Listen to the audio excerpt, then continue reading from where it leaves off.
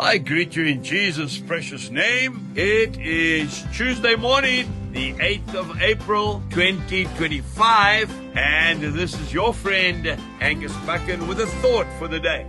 We go to the book of Isaiah, chapter 6, verse 8.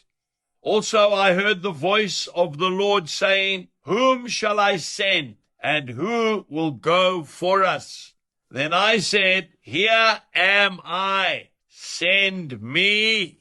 And then we go straight to the book of Zechariah, chapter 4, verse 10. For who has despised the day of small things? Are you feeling this morning that you're not good enough, that you'll never make it? Are you feeling that you're not equipped? Well, you're in good company. That's exactly how I feel so many times. Never despise small beginnings. Remember, God chose David, King David. He was the smallest, he was the youngest of all of Jesse's sons. There was 8 of them altogether. But God chose the youngest. It's never too late to put your hand up. Remember Gideon's army? He had 32,000 fighting men.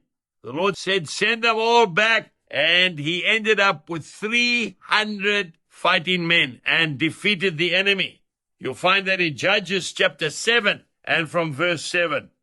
And so we ask ourselves the question, why? Why does God choose the youngest, the most ill-equipped, the most uneducated? Why? Because he will not share his glory with any man.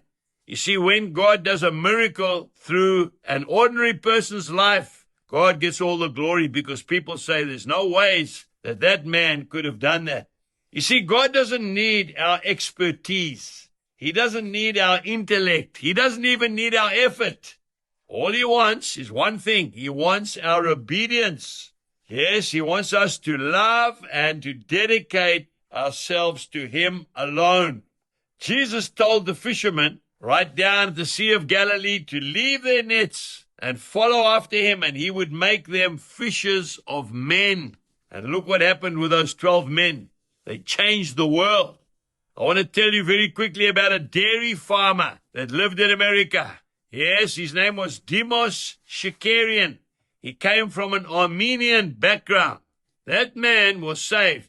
He thought he was going to be an evangelist. He bought a big tent and he held a few meetings and he was fairly successful, but that wasn't what God wanted him to do. Then God showed him to start the Full Gospel Businessmen's Fellowship International. You know that movement touched tens of thousands of key businessmen around the whole world. A book was written called The Happiest People on Earth. I want to say to you today, put your hand up and say, Lord, I don't have much, but I'm going to give you what I've got, and you'll be surprised how he'll use you. Jesus bless you and have a wonderful day. Goodbye.